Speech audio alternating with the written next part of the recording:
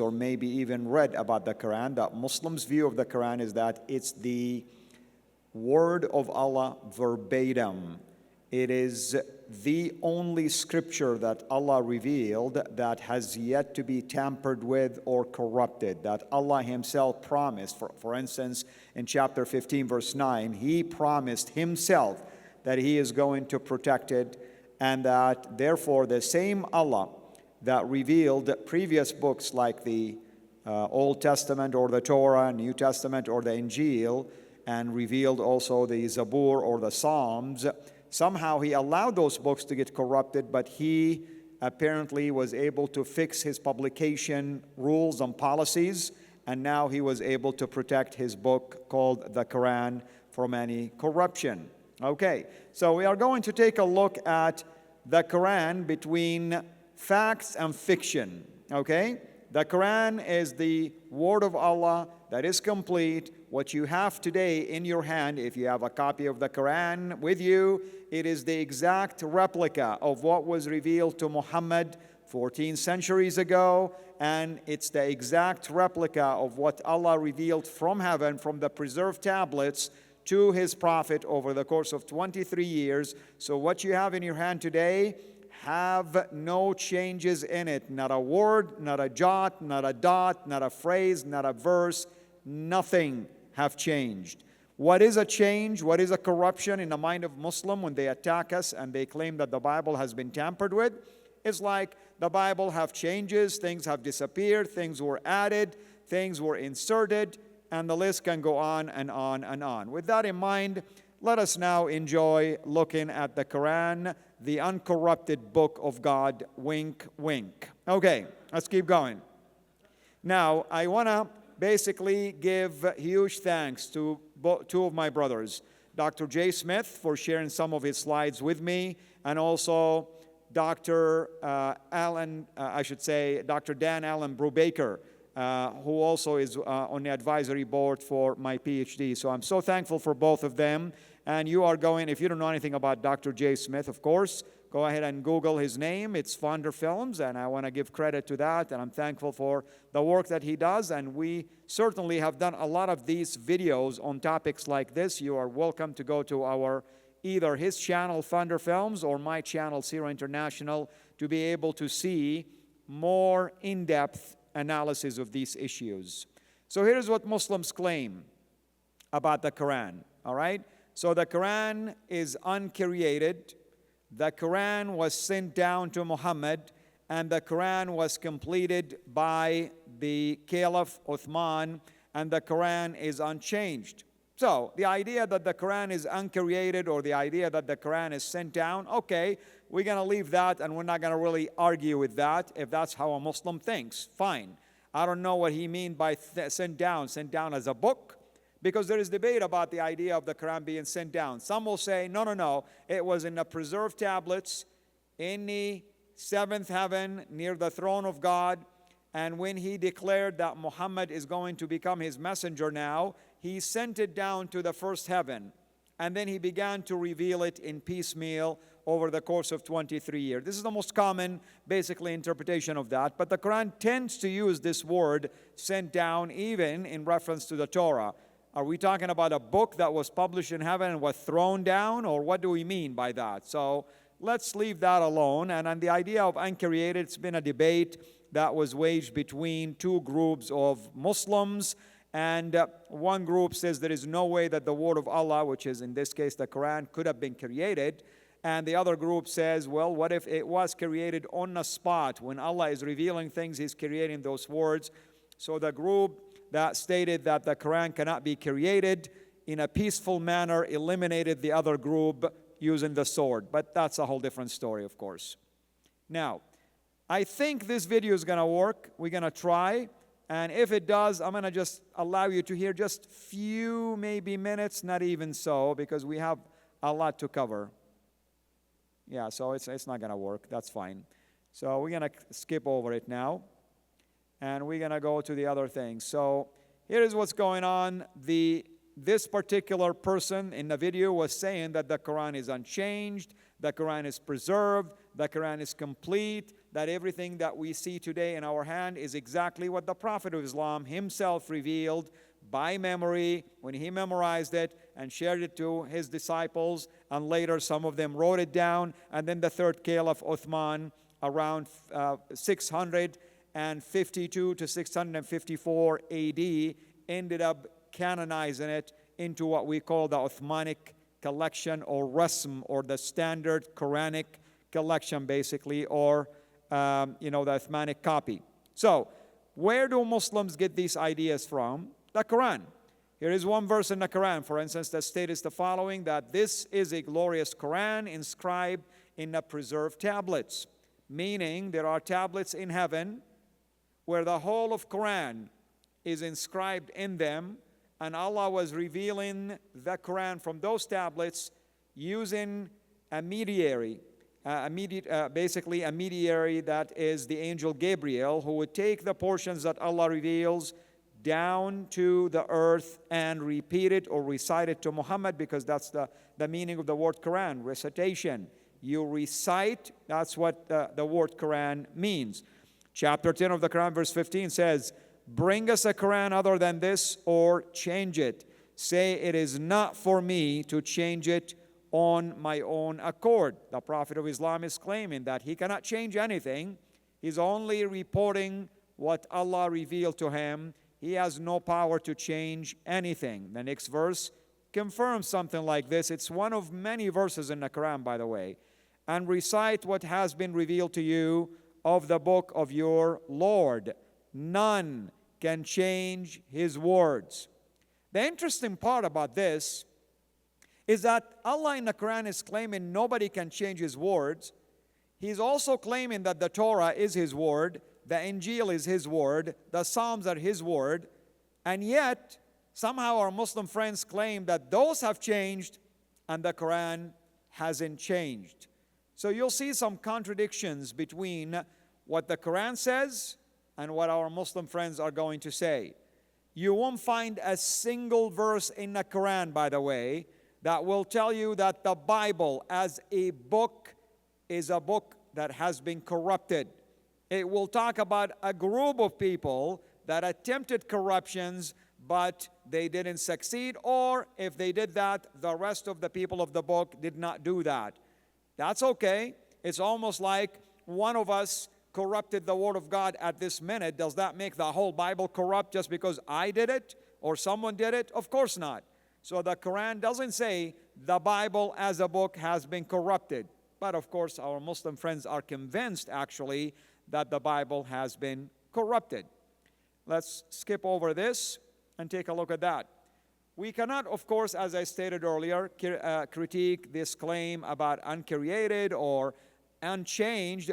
But let's take a look at what do the manuscripts of the Quran share with us, the history of the Quran. What can we learn from there? Now, a side note that I want to share with you. If you study the history of the Quran from Islamic sources, you are going to quickly discover the following. There are passages in the Quran that are missing, like the stoning verse, for instance. There are passages in the Quran that have changed. There are passages of the Quran that were lost and they were discovered at a later time.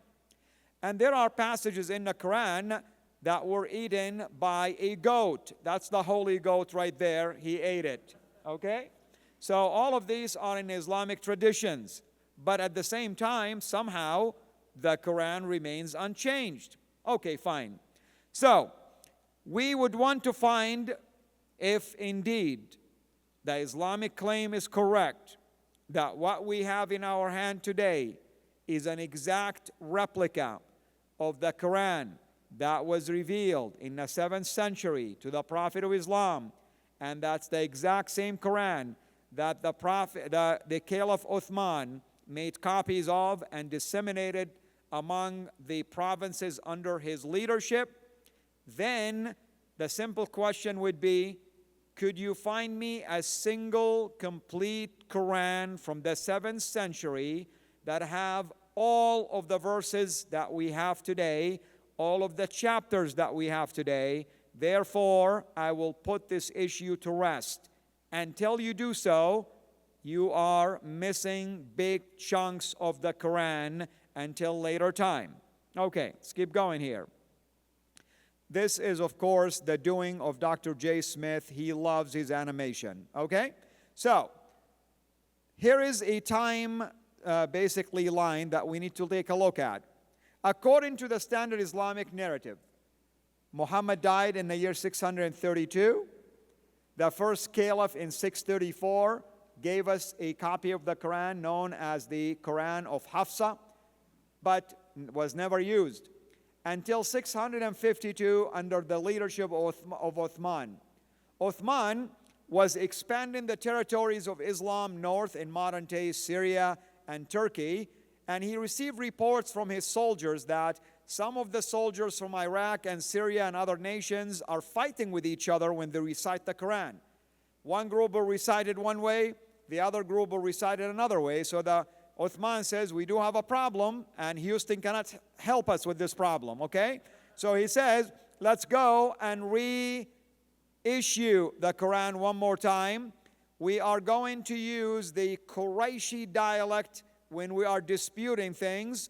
And then once we're done with this one copy, let us disseminate copies of it to all of the provinces under my leadership. Now, how many provinces? Well, some will say 4, some will say 5, some will say 7, some will say 9. No confusion here. But all that to say is that these are all the copies that we'll send at a later time. Okay, so that's the whole narrative that we hear. But then we do not know about this story that I just shared with you until, bless his heart, Al-Bukhari reported it to us when almost 240 years later. Folks, would you accept my account of the gospel and the crucifixion of Christ and his birth narrative if it was reported to us 100 years later, 150 years later, 200 years later? You know that the liberal scholars will eat my lunch if that's the case. But that's not what we're reporting. Yet our Muslim friends live and die by the fact that what Bukhari says about the Quran is absolute truth. Okay, let's keep going here, assuming that this animation won't take forever. So here are the different provinces that Uthman sent these copies to. As you can see, he had a copy with him in Medina. That's where he was residing. He sent a copy to Mecca. He sent a copy to Basra in modern-day Iraq, southern Iraq, Kufa, southern-day Iraq, Damascus in Syria.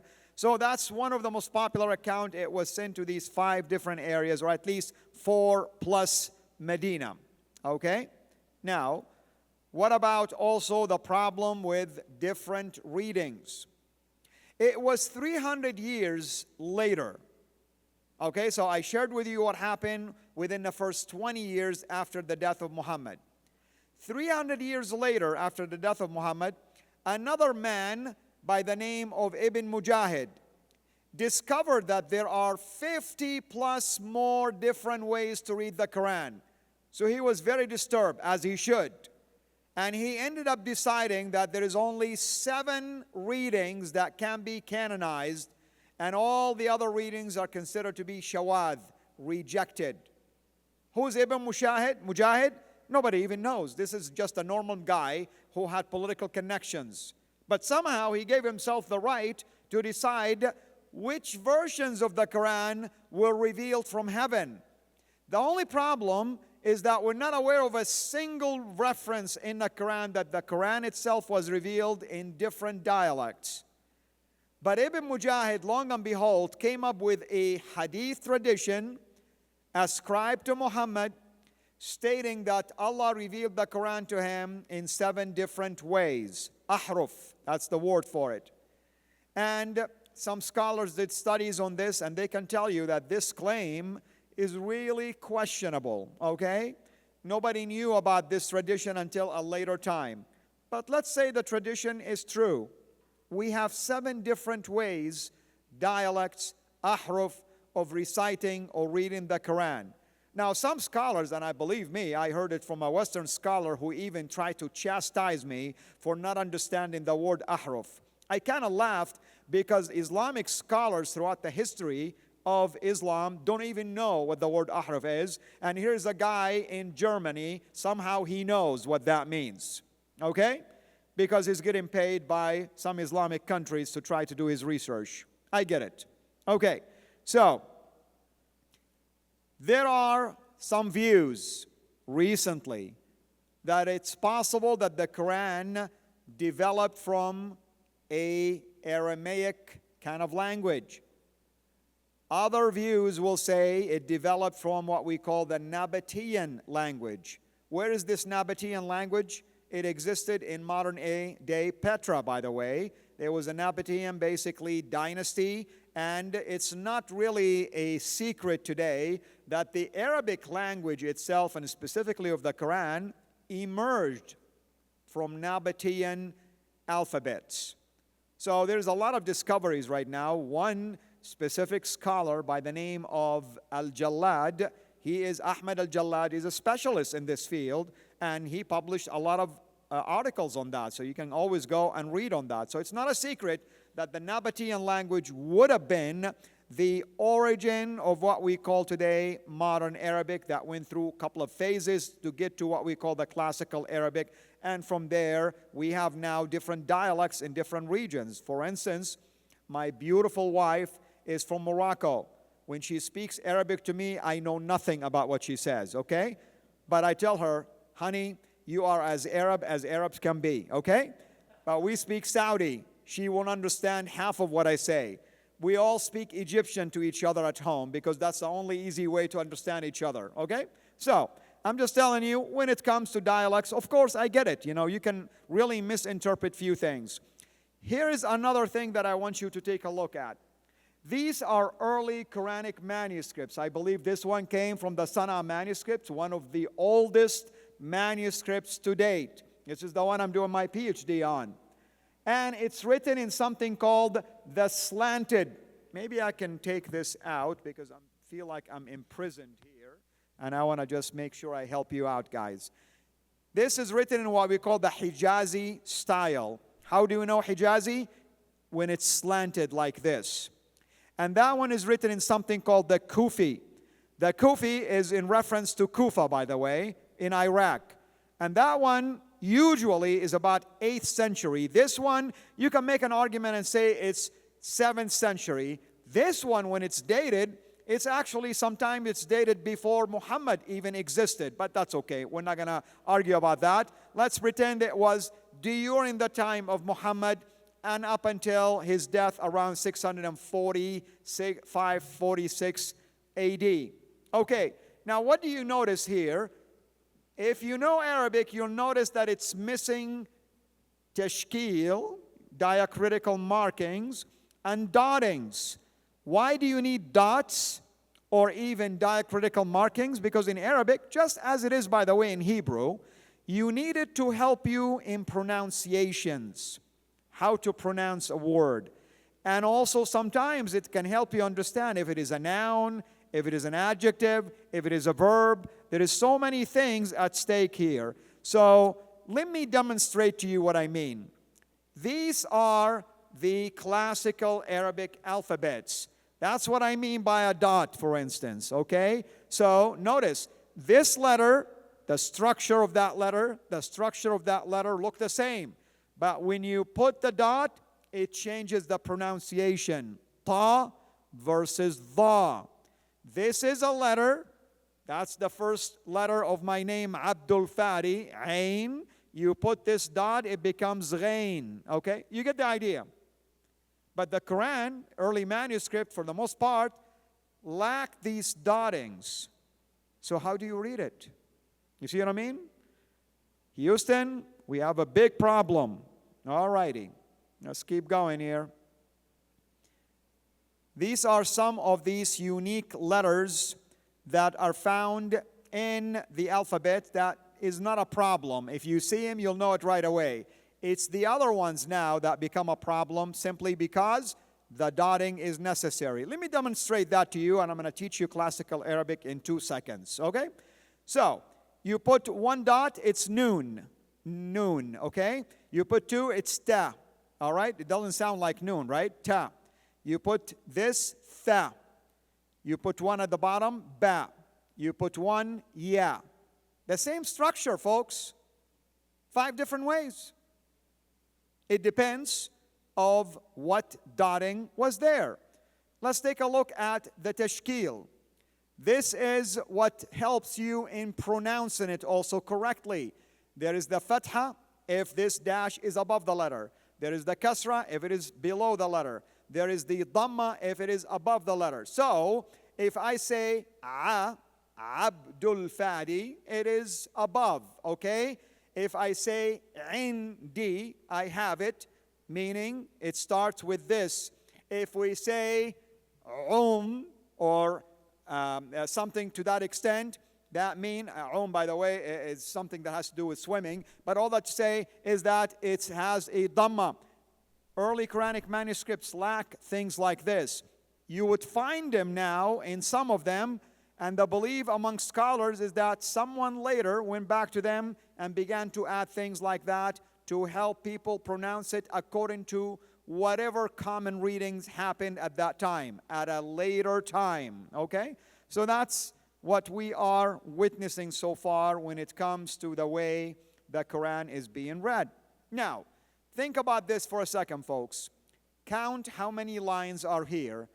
We have 3, 6, and we have 10, I think, or 11, 10 lines, and almost like 21 examples. Think about it this way. Forget about the dots. Forget about the markations. Look at the structure only. I'm telling you, you can come up with at least 21 different ways of reading that structure. In fact, in a book that I had the privilege of contributing to called The Quran Dilemma, you can come up with up to 30 plus ways. What's the point that we're trying to make? The point is this. In early Quranic manuscripts, you're going to see that there are some problems trying to figure out what was the actual word that was intended. And that resulted in different ways of reading certain words. When you read a word differently, the meaning can change, the theology can change, among many other things. Does this sound to you that a book that is perfectly preserved? Okay? Just keep that thought in mind. It gets even better. All right. I'm thankful for Dr. J. Smith for doing these animations. Okay. So, when Ibn Mujahid in the 10th century discovered that there is 50 plus different ways of reading the Quran, he ended up canonizing 7 different readings. Those are the green ones. And he stated that his selection was based on the popularity of these transmitters. Who are these transmitters? Apparently these are people that heard others reading it from the Prophet, and they transmitted it in that exact dialect, okay? And then every transmitter have at least 2 readers. These are the transmitters, and every transmitter have 2 readers. So yeah, I said it in an opposite way. You have the main readers, I should say, and the 2 transmitters for every reader. So today's Quran that is very popular is the one according to Nafi', the first one. And you have 2 readers, Qalun and you have Warsh. And there is another one that is even more popular than that. The Warsh one is found in North Africa primarily. Hafs is the most common one globally, worldwide. This guy, Hafs, and another person, Shu'bah, they transmitted it from Asim, okay? So what's the time difference between Asim and when you get to Hafs? You can see there is a big distance in time. But for whatever reason, this one became more popular today than all of the other readings. Now do a math. 7 readers, 2 transmitters for each. What does that leave us with? You see? We're not talking about one way of reading the Quran and one copy of the Quran. Much more than that. And why do we have this one and not have the others? After all, the Quran actually came from Mecca. Why isn't Ibn Kathir's way of reading is popular? Muhammad resided in Medina and died there. Why isn't the Medina way of reading is the most popular? So there's a lot of questions, by the way, that require some answers. Then later, another person ended up adding 3 more, and then another person added 4 more. So today, Muslims accept up to 14 canonized different way of reading the Quran. 14. And they still insist that the Quran is perfectly preserved with no changes whatsoever to it. So let's keep going. If you've seen any of the videos that Dr. J. Smith would have done at the Speaker's Corner, for instance, with Sister Hatoun, you're going to see that they have different readings of the Quran. Back then, Sister Hatoun came up with 26. Today, the claim is that there is up to 37 different Qurans. Now, why do we say different Quran? Muslims get enraged when you say that. They say, no, they're all the same. No. One word read differently makes a different Quran. Okay? That's my word and I'm sticking to it. All right? So you cannot argue and tell me that you read one word one way and another word different way and somehow they're the same. No, they're not. So that's why we're calling it different Qurans. Let's keep going. Give you an example. Here is a word that it wasn't dotted, and the other word, which is the underlined one, which looks the same, but what happened is that the diacritical markings are different now. Here the word is qutila, he was killed. Over there the word is qatala, he killed. One is active and one is passive. Are you telling me active and passive are the same?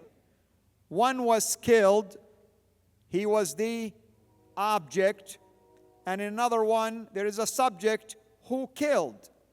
It's different when someone killed someone versus that same person was killed by someone else. That's just a simple example of these differences that you will find in these different readings. This reading is according to Warsh, which is in North Africa.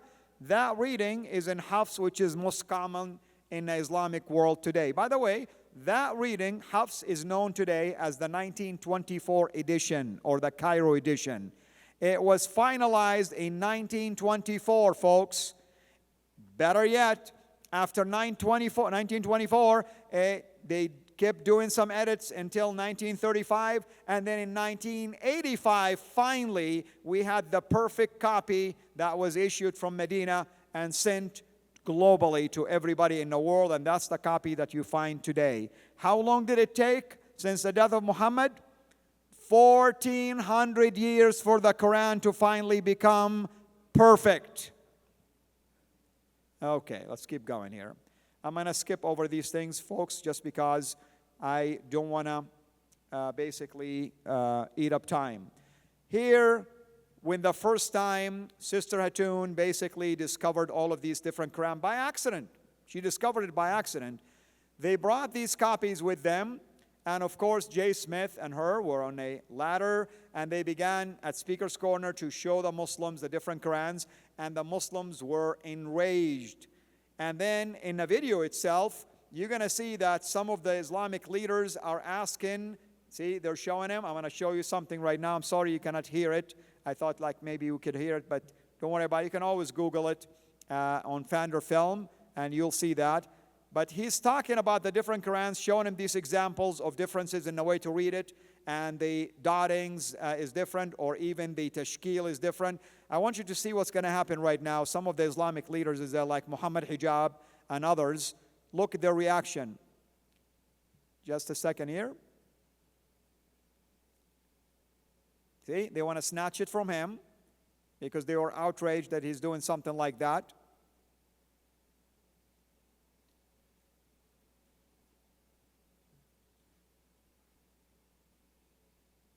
Yeah, pretty soon you're going to see what's going to happen now.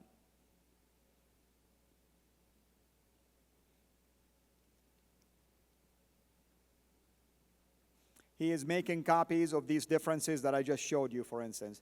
Look what the Muslims are doing now. Come on over. Don't listen to this babbler. Let's just leave. That's the reaction you are going to get from our Muslim friends when you start sharing things with them, because they do not want to hear the truth.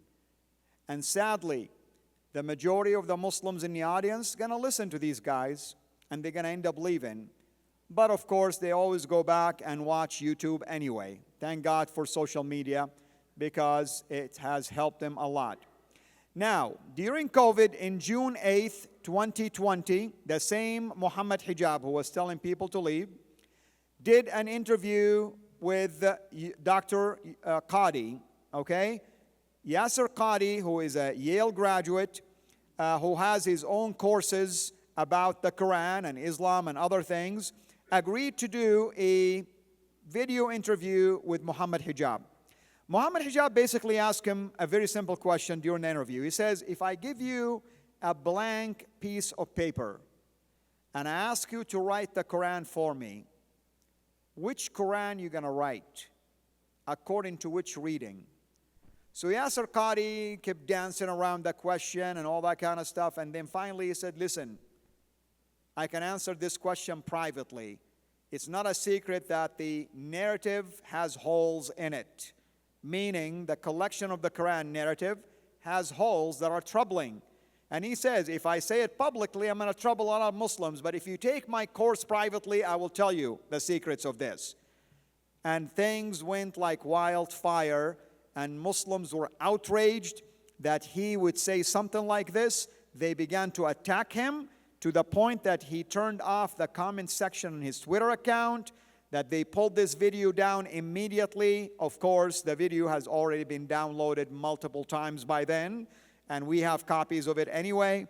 And all that to say is that at least he was honest that the narrative has holes in it. Which narrative? How was the Quran collected? When was it collected? Does it have differences in it or not? And the list can go on and on and on. So Yasser Fadi was at least honest enough to admit, as a scholar, as he should, that there are problems with the story or the history of the Quran. This is public knowledge, by the way. You can always Google it. So many people wrote about it. All right? Now look at another scholar that you guys may not know anything about. He's not affiliated with you at all. Okay? This scholar says, today most Muslims read the Quran in a text that is referred to as the Egyptian edition of 1924, just like I shared with you. That's how scholars refer to it. Most Muslims may not have realized that this is the designation for that manuscript. By the way, there was no manuscript that was used. Okay, just right there is an error. For that text, to Muslims in general, this is just simply the Quran. But this is not only the text of the Quran that is read throughout the world.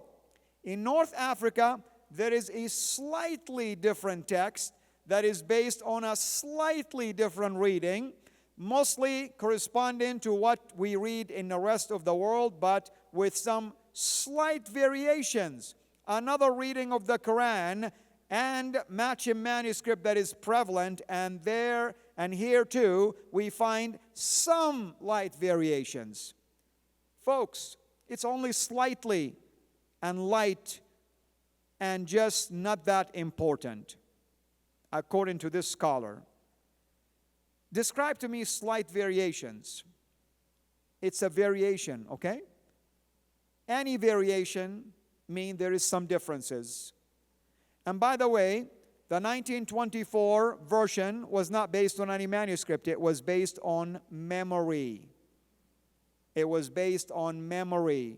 In fact, by today's Quran, the 1924 edition, and the committee wrote all of that for you at the introduction.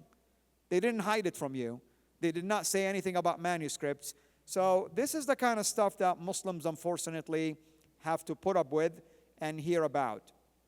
Here is the copy of the Quran that is found in the Topkapi Palace in Turkey. I have a full copy of it myself, but then I went to Turkey last year and I went to the museum and I looked at it with my own eyes. It's right there. And my son was asking me, what is this, Dad? I said, oh yeah, this is the Closest to becoming a full Quran, it's about 98% of the total Quran, except it has more than 2,200 differences. And a guy behind me is like, say what? I said, oh, I'm sorry. Son, let's run. Okay? So we had to basically get out of there. But a friend of ours did his PhD on this. Indeed, this copy has much more than just one or two differences than today's Quran. Notice there is something missing in there, folks, okay? Who filled the gap? You can say, well, you have today's Quran and you know what's there. No. How did they know what's there back then, not today? That's the question. Then you have another copy of the Quran. This one is found in Samarkand. I was telling someone today, I'm going to give you guys a crash course on manuscripts. The larger, the later. We call these monumental texts. The larger, the later. But they claim that this is the one that Uthman was reading when he was assassinated. In fact, they swear that you're going to find blood on it. I said, well, let's do DNA testing. No, they're not going to do any testing for that because it's the Holy Quran. Okay, that's fine. Let's keep going. Then there is another copy known as the palimpsest. Have you guys ever heard the term palimpsest? It's like when you write something on a leather, you wash it off, and you rewrite on it. These two are palimpsest, okay? And then the Sana one is also another palimpsest. And you'll find this, just few pieces of the Quran, at the British Library. It's known as BL 2165, okay? I spent so much time in manuscripts. And then you have this one in France. And this one is, sometimes it's called BNF, and there's a family of them, depending on the numbering system. There is the 330A and the 330G and the 331, and the list can go on and on and on. But you can tell that the style of writing sometimes is different, but these are palimpsests, and you can study what was written before. And then that one is the Husseini copy found in Egypt. There is one section of the Quran in there is flipped. Instead of being in the right location as today, it was actually in a different part. How can the Quran be perfectly preserved if older copies indicate that it doesn't match today's Quran? What did we say? If it is larger, is what? Later. Later, meaning that it was collected at a later time. So how did they collect it later? Oh, by God's grace, people memorized it perfectly. I failed to mention to you that the Prophet of Islam stated one time that he forgot a verse. And someone reminded him of that verse. This is the Prophet of Islam. Forgot a verse. And you're telling me the memories of his companions are much better than his? They should be a prophet then, rather than him. Okay. And this one is what I called basically the Sana manuscript. Just there is one little secret I'm going to share with you. This page is older than that page. But anyway, okay, maybe the guy got bored from writing and somebody else finished his work. So, here is a summary of things that I just shared with you. Let me see the time. We still have an hour left, praise God. So, we'll keep going. Now, Stephen is probably pulling his hair when I said that. So, this is the work now of Dr. Dan Brubaker. Now, Dr. Brubaker, by the way, did his studies or PhD at Rice University in Texas. And his thesis was, what if I go and visit museums throughout the world, look at early Quranic manuscript. When I say early Quranic manuscript, we're talking about the first 200 years of Islam. And try to find 8 changes that were made to these manuscripts. If I find them, I have a thesis. I'll take photos of them, and I'll explain why these changes were made. He discovered 800, actually.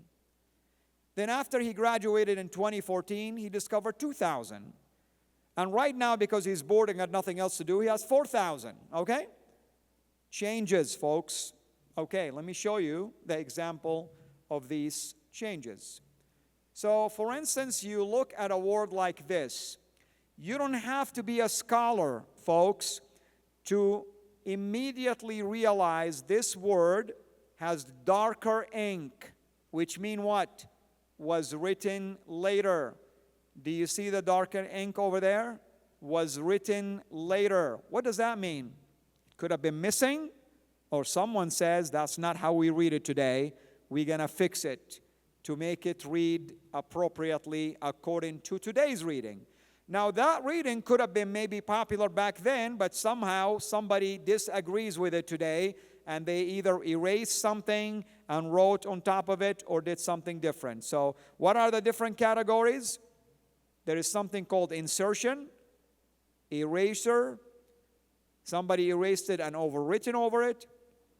Overwritten without erasing something, or covering it with a tape. They didn't have like whiteout, so they use a tape. Let's take a look at this. This is one of my favorites in his book. You're going to see his book right now. In his book, I call it The Missing Allah, okay? There are 9 examples of Allah was missing in these verses. I don't know where Allah went. Maybe he took a vacation or something, but he wasn't there. So they ended up coming back and say, oh my gosh, Allah is missing. So they added Allah. How do you know that he's added? Because it doesn't match everything, okay? It's written on top of letters. It's written in different ink, and even the style is different. Sometimes it's written because Allah literally is missing. Sometimes just to clarify the pronoun so that people know that it's talking about Allah. This is one of my favorites. I mean, if you can't miss it, you'll see it right away. Oh, it's this tiny Allah in there, as he should. He is tiny. Anyway, so we'll keep going. Here's other examples. You see that alif over there? Was missing. Now in today's Quran, you'll find it. Let's keep going. Then we have another example. Somebody put dashes in there because they erased whatever was there. We have no idea what was there. All we have today is that this gap now conjoined, and you have just simple reading. Whatever was in the middle is no longer there. What if in the middle it says something about salvation by grace? It's done, okay? Nobody knows about it anymore. And here is another example. You find these words that were here. They're not actually written until later. You can tell that the dark ink was added.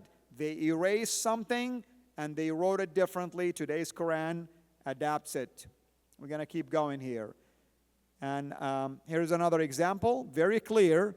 They added the word Ar-Rahim, okay? Ar-Rahim, who is a compassionate, basically, and merciful. So they added that word in there because it was missing.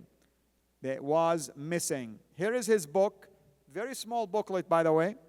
It says 20 examples. Technically speaking, it has almost 30 examples. It was based on the work of his PhD. I just spoke with him like a couple of days ago. I think he's still working on publishing the actual book. Today, like I said, he discovered about 4,000 of those. And his book is available on Amazon, very cheap actually. And the cover here shows you 2 examples, 3 examples actually. The word that was missing added here, a word that was written on top of another word, and here's another letter that was fixed and corrected right there. And I think there is even more examples right there. So you can see in his writing in this book, he was talking about these kind of examples. So let me show you more examples. All of my life, I grew up believing that there are 7 heavens according to Islam, except the word 7 was missing and somebody added it. So there you go. It was upgraded because of inflation. It was 1, now it became 7. And there are things in here that were missing and ended up being written. And so you can see these examples. By the way, I have to really cut back on some of the examples. There's tons of them. Here's another example over there. Somebody erased something because they just doesn't match with today's Quran. Dr. Brubaker's theory, which I tend to agree with, somebody took the time during the Ottoman reign, because the Ottomans are the one who pushed the Hafs reading, the common one today, went back to these manuscripts, made sure that whatever they had matches the Hafs reading.